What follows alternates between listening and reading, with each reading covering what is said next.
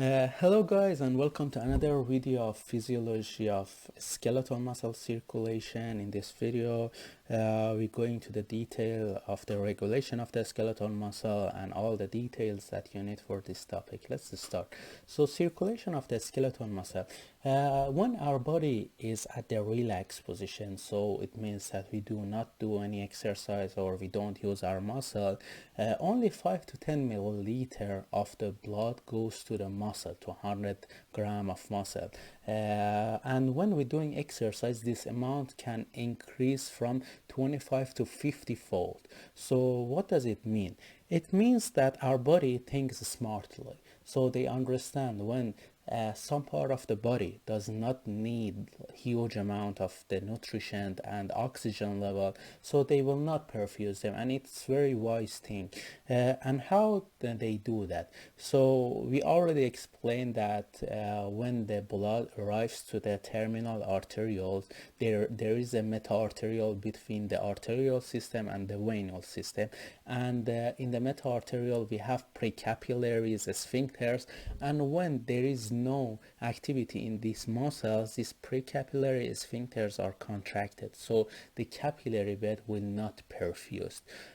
So each of these terminal arterioles in the final unit of our muscle system, they have these capillaries, and they have around 50 to 20 capillaries, and these capillary beds are not perfused in a normal condition. However, during the exercise there will be vasodilation there, and these capillaries are perfused. That's why we will see like 25 to 50 fold increase in a blood flow to the muscles. So let's talk about them, and let's talk how they can increase the flow to these muscles. So they can do it through two major activities. One of them is the metabolite regulation. It's a local regulation. So how they do that? For example, when the muscle start to activate, they use the oxygen that they already have, and they increase the amount of the CO2 level that they have, because they respirate. They do a cellular respiration, and they increase the CO2 level and decrease the O2 level. These two factors cause the vasodilation inside the capillary system. So they will vasodilate the precapillary sphincters, they vasodilate terminal arterioles, so more blood will go to that arteries. One of the most important factor is adenosine. Adenosine is a metabolite that can decrease the energy of the muscles. They can realize the decrease in a level of the ATP. So when they release from the tissues, they cause vasodilation, and this vasodilation can happen for 2 hours. So they will stay there and they vasodilate that capillaries for around 2 hours. There are also other factors such as potassium ions, ATP, lactic acid, and CO2. What is lactic acid? For example, when we do exercise, like we do a high volume of exercise in one day, after that we go home, we feel some pain in our muscle. This is because of the lactic acid. So this lactic acid is because of the anaerobic activity of our muscles, and they make lactic acid, and so the pH decrease, and this decrease in the pH, they can also cause vasodilation. Let's go and talk about the second regulation factor, which is the neural regulation. This is very important in our body mechanisms to compromise high blood pressure. So how they do that? As we know, norepinephrine affect on an alpha-1 receptor, and when they affect on the alpha-1 receptor, they cause vasoconstriction. And epinephrine, they mostly affect on the beta-2 receptor, and they cause vasodilation. However, this is in a physiological concentration. In therapeutic and in a clinical concentration, epinephrine can also affect on the alpha-1 receptor, and norepinephrine can also affect on the beta-2 receptors. So how they affect on the blood pressure? So let me explain it in this graph. So in a normal condition, the blood pressure is between 80 to 120. So in diastole it's 80, and in systole it's 120. However, if the blood pressure increase by huge amount, like it goes to 160 during the systole, what's going to happen? The baroreceptors in our carotid sinus, they mechanically detect this increase in a blood pressure. And how they react it, they say, okay, we have a system in our skeletal muscle that they are not perfused. So we tell them to open your capillaries. So when they open their capillaries, this huge amount of the blood will go to that capillary bed inside the muscles. So they increase the blood flow to the muscle to decrease the blood flow, to decrease the blood pressure inside our circulatory system. So in the beginning, there will be some decrease in the blood flow of the muscles, but like when this baroreceptor activated, they increase the blood flow to the muscles, and with that mechanism they decrease the blood pressure. So this is how they can control the blood pressure. So our skeletal muscle can help one of the most important factor in our body, which is controlling blood pressure when they rise significantly. And how is it that, like, why we say this mechanism is by the skeletal muscle? Why is it not with the liver system? Why is it not with kidney?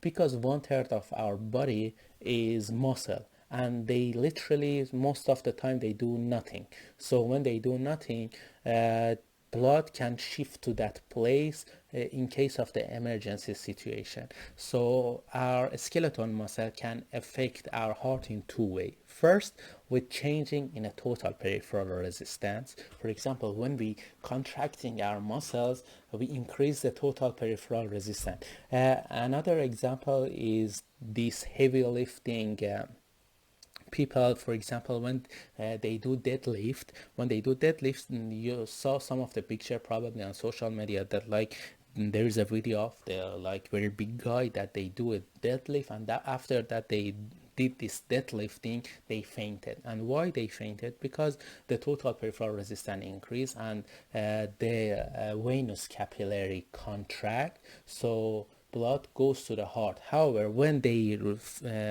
relax their muscles suddenly, these contraction in the venous will disappear, so blood remain in the venous system, and the afterload decrease. So there is a less amount of the blood inside the heart, and baroreceptor thinks that the body is in a shock situation. They understand it that way, because the blood pressure decreased hugely suddenly, and that's why the patient fainted, or that athlete fainted. Yeah, so let's talk about the effect of exercise on muscle blood flow. So when we do exercise, blood goes to the muscle, and that makes sense, we already explained. But how does it work? It works through three mechanisms. First, activation of the sympathetic nervous system. So when our muscle start to activate, and when the blood perfuse them, our body realize that they need more circulatory system. They need more blood in our circulatory system.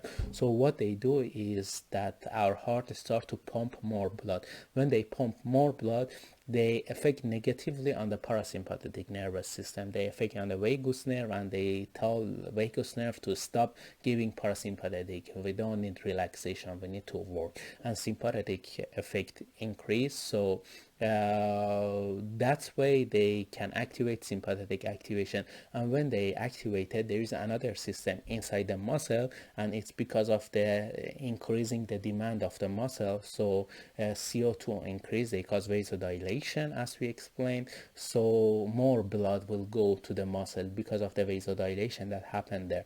The other factor is the muscle inside the wall of the veins contract. And as you know, and we already explained it in our previous lectures, most of our blood is inside our venous system. So our venous system is like a storage, and when our body need more blood, for example when we're doing exercise, this blood from the venous capillary venous system go back to the heart, so preload increase, and they do it with the contraction of the muscle inside the veins. And when our muscle are activated, this contraction happening, so there will be more filling of the heart, and there will be increase in amount of the preload. And when our muscles start to active, when they start to work and when they start to contract, other organs that they don't need blood, for example GI system, gastrointestinal system, it doesn't working, so they don't need too much blood. So our body realized that, and they say, okay, we're gonna contract the smooth muscle in the vascular bed of the GI system, and we will give that blood to the muscle tissues because they activating and they need energy. But two systems are spared. One of them is coronary because they do an important job. So coronary system, they always have a constant amount of the blood, and also cerebral vascular bed. These two systems, as you remember, they had an auto-regulation, so they always need a constant blood flow because they do an important job. So these two systems are spared. The second thing is increase in the blood pressure. So when the sympathetic nervous system activated, there is a vasoconstriction in other part of the body rather than like a skeletal muscle. So other part of the body vasoconstrict, and that way they can increase the blood pressure and increase the cardiac output through this venous system that they contract, and the blood that was stored there, it will go to the circulatory system and they will perfuse the muscles. And as you know, when we're doing exercise, for example when we're running, our muscle contract and then relax, contract and relax. And why is that? Because our muscle needs some period to relax. As you remember in your muscles action potential, we understand that there is some part which is called absolute relaxation and relative relaxation. This absolute relaxation cannot be removed from the system because muscles need to relax for some time to be able to contract again. So during this contraction and relaxation, blood flow increase and decrease. So when contracting, the blood flow increase, and then relaxing, blood flow decrease. And when we finish our workout, for example we're running and then we start to walking again, and when we do that, it takes some times that the blood flow return to the normal situation in our body. For example, when you're at the gym and you're running on treadmill, your coach, your trainer tell you that like when you want to stop, you have to decrease the speed like one by one. For example, when you are running at the speed of 12, then you have to slow it down to the 10, then 8, then 6. If you suddenly stop from 12 to 0, the blood is inside your muscle system, so your heart receives less blood. So when you stop doing that, as in there is a blood still inside your muscles, and the capillary wall are contracted, so less blood return back to the heart. And when the less blood return back to the heart, you can faint it, and that's why some people when they stop exercising they faint. So I think this is all you need for this skeleton muscle. I hope you enjoy this lecture. I appreciate if you subscribe to the channel and introduce my channel to your friends, and I will definitely make some more videos and try to be more active. Good luck with you. But her spell still lingers on.